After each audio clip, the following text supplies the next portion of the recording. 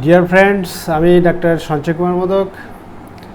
আমার homeo channel Tutul homeo চ্যানেলের পক্ষ থেকে আপনাদের সবাইকে জানাচ্ছি আন্তরিক অভিনন্দন ও শুভেচ্ছা। ফ্রেন্ডস, আজকে আমি আপনাদেরকে শ্বেতস্রাব সম্পর্কে কিছু তথ্য দিতে যাচ্ছি। আমাদের সমাজে, বিশেষ করে গ্রাম্য সমাজে, শ্বেতপ্রদর শ্বেতস্রাব নিয়ে মহিলাদের মধ্যে বা মা বোনদের মধ্যে প্রায় একটা দুশ্চিন্তা লক্ষ্য করা যায়। বিশেষত তারা মুখ ফুটে কাউকে কিছু বলতে পারে না এবং কেন সেটা হচ্ছে সেটা তারা বুঝতেও পারে না। তো আমি সে সমস্ত মা বোনদের উদ্দেশ্যে এই ভিডিওটা করছি। আপনারা ধৈর্য সহকারে ভিডিওটা দেখবেন এবং এখান থেকে কিছু তথ্য পাবেন, যে তথ্যগুলো আমি শেয়ার করার মাধ্যমে আপনাদের যে প্রশ্নগুলো আছে সেই প্রশ্নগুলোর উত্তর দেওয়ার চেষ্টা করব। তো তার আগে আপনাদের কাছে একটা সনির্বদ্ধ অনুরোধ, আমার এই ভিডিও থেকে আপনারা যদি সামান্যতম উপকার পেয়ে থাকেন এবং কিছু আপনার মনে জমে থাকা প্রশ্নের উত্তর পেয়ে থাকেন, অবশ্যই আমার চ্যানেলটাকে সাবস্ক্রাইব করবেন, লাইক করবেন, কমেন্ট করবেন এবং আপনাদের প্রিয়জনদের কাছে যারা এ ধরনের সমস্যায় ভুগতেছে তাদেরকে এই ভিডিওটা বেশি বেশি শেয়ার করবেন। স্রাব সম্পর্কে বলার আগে স্রাব সম্পর্কে আমরা একটু ধারণা নিই। ধরুন, আমাদের সর্দি স্রাব হয়, আমাদের ঘর্মস্রাব হয়, অর্থাৎ আমাদের শরীর ঘামে, এটাও একটা স্রাব। এরপর হচ্ছে আমাদের প্রস্রাব হয়, অর্থাৎ আমরা যে প্রস্রাব করি, এটাও একটা স্রাব। এই ধরনের অনেক স্রাবই হয়। তো এই শরীরের যে স্রাবটা, এই স্রাবটা যখন আমাদের নাকে হয়, এটাকে আমরা সর্দি বলি। অর্থাৎ যে স্বাভাবিক স্রাবটা থাকার কথা, যেটা যখন সেটা বেশি পরিমাণে হয় তখন সেটাকে আমরা সর্দি স্রাব বলি। আবার এই স্রাবটা কিন্তু আমাদের অন্ত্রেও হয়, হ্যাঁ, আমাদের অন্ত্রকে পিচ্ছিল রাখার জন্য। তো আমাদের অন্ত্রে যখন এই স্রাবটা বেড়ে যায়, মানে প্রচণ্ড পরিমাণে বৃদ্ধি পায়, তখন এটাকে আমরা আমাশয় বলি।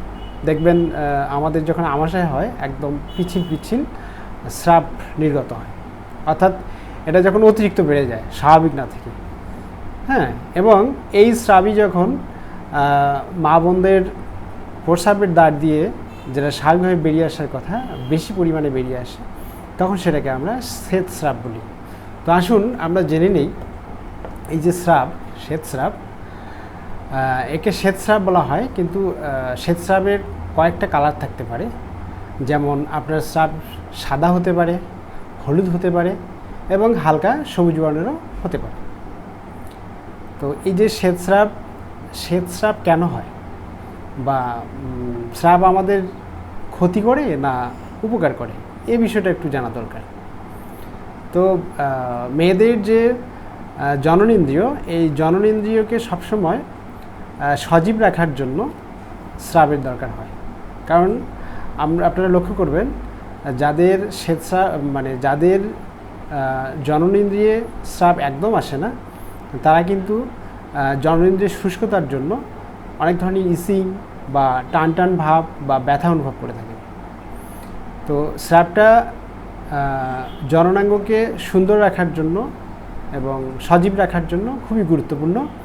এবং এই স্রাবের আরেকটা উদ্দেশ্য হচ্ছে, মায়েদের যে পিরিয়ড হয়, এই পিরিয়ডের যে রাস্তা আছে, রাস্তাকে পরিষ্কার রাখার জন্য কিন্তু স্রাব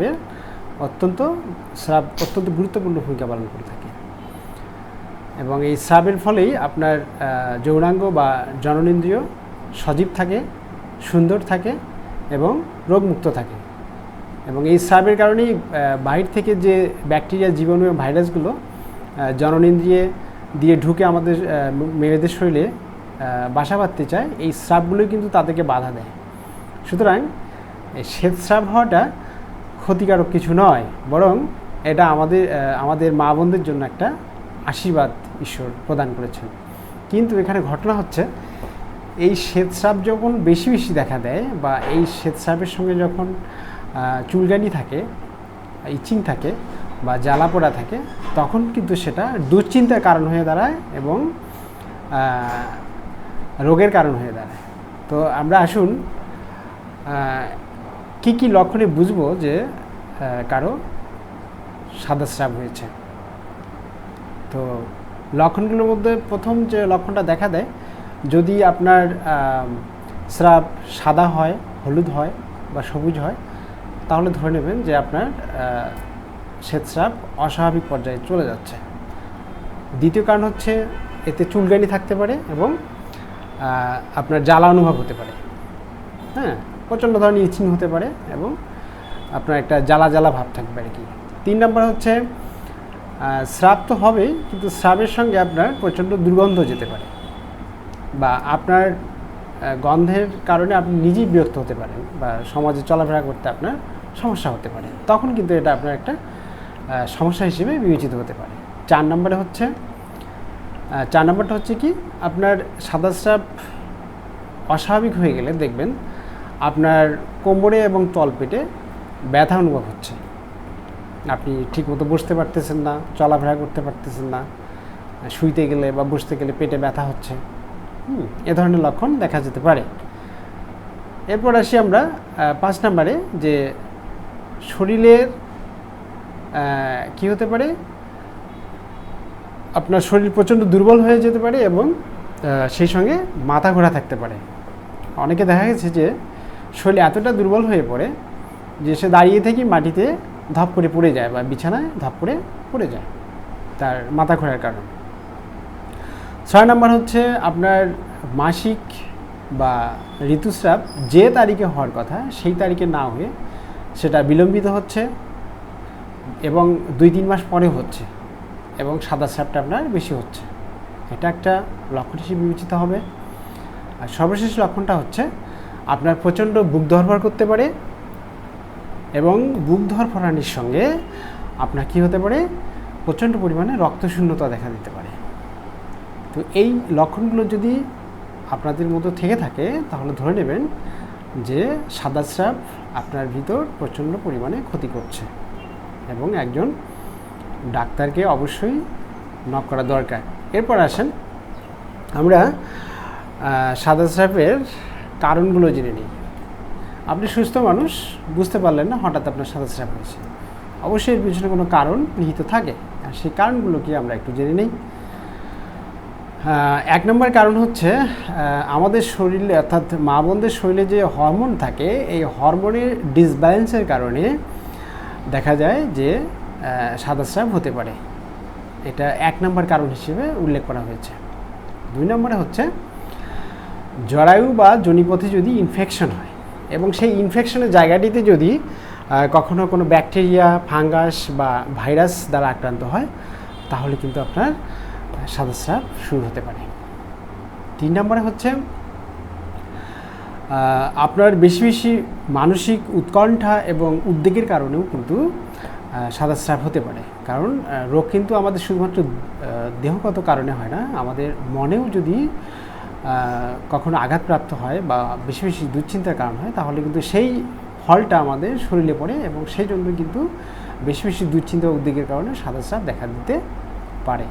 4 নম্বর হচ্ছে আমাদের মা বোনরা দেখা যায় যে বেশিরভাগ ক্ষেত্রেই তারা তাদের স্বামীকে, সন্তানকে, বাবা মাকে খাওয়াইতে বেশি পছন্দ করে, নিজে রান্না করবে কিন্তু সবাইকে খাওয়াবে, বলবে যে তোমরা খেলেই আমার পেট ভরবে। বিশেষ করে এটা গ্রাম অঞ্চলে দেখা যায়, তারা মনে করে যে স্বামী যদি ভালো খায়, সন্তান যদি ভালো খায় তাহলে সে নিজে ভালো থাকে, কিন্তু অবশ্যই দেখা যায় যে সবাইকে খাওয়া দাওয়া করার পর অবশিষ্ট যে খাবারটুকু থাকে এইটুকু সে খাচ্ছে, আর দিনকে দিন, মাসকে মাস এভাবে খাওয়ার ফলে তার শরীরে অপুষ্টি দেখা দেয় এবং পুষ্টিহীনতায় সে ভুগতে থাকে এবং এই অপুষ্টি এবং পুষ্টিহীনতার কারণে কিন্তু তার সাদা স্রাব দেখা দিতে পারে।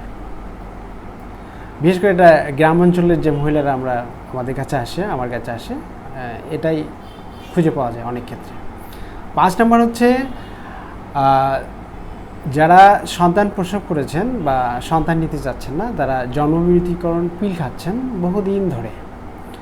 এই যে জন্মবিরতিকরণ পিল খাচ্ছেন এটা একটা প্রকৃতির বিরুদ্ধে গিয়ে কাজ করে, যাই হোক এটা করতেও হবে। তো এই যে দীর্ঘদিন খাওয়ার ফলে কি হচ্ছে, আপনার শরীরে কিন্তু একটা হরমোনের ডিসব্যালেন্স চলে আসতেছে এবং এর ফলে আপনার যোনি রাস্তা শুষ্ক হয়ে যাচ্ছে। তো এ কারণে কিন্তু আপনার কি হয়, সাদা স্রাবের কারণ হিসেবে বিবেচনা করা হয়। এরপর হচ্ছে আমাদের সর্বশেষ যে কারণ সেটি হচ্ছে যে আপনি যদি কাজের চাপে বা আপনার ইচ্ছার অভাবে অপরিষ্কার অপরিচ্ছন্ন থাকেন এবং আপনার যে প্রস্রাবের জননেন্দ্রিয় আছে, এই জননেন্দ্রিয় যদি আপনার সবসময় পরিষ্কার পরিচ্ছন্ন না থাকে, সে কারণে কিন্তু আপনার সাদাস্রাব হতে পারে। তো আপনাদেরকে আমি এই সাদাস্রাবের লক্ষণ এবং কারণগুলো নিয়ে সামান্য কিছু তথ্য দেওয়ার চেষ্টা করেছি। আপনারা যদি সামান্যতম উপকার পেয়ে থাকেন, আমাকে আমার ভিডিওটা বেশি বেশি শেয়ার করবেন আপনাদের প্রিয়জনদের কাছে, এবং অবশ্যই কমেন্ট করবেন, সাবস্ক্রাইব তো অবশ্যই করবেন। আর আপনারা যদি ধরনের ভিডিও পছন্দ করতে থাকেন, আমি সাদাস্রাবের কী ধরনের হোমিওপ্যাথিক ট্রিটমেন্ট নিলে আপনারা ভালো থাকবেন, সারা জীবনে সুস্থ থাকবেন, এই বিষয়ে আমি নেক্সট ভিডিও আনব। তো ততক্ষণের জন্য আপনাদের সবাইকে ধন্যবাদ।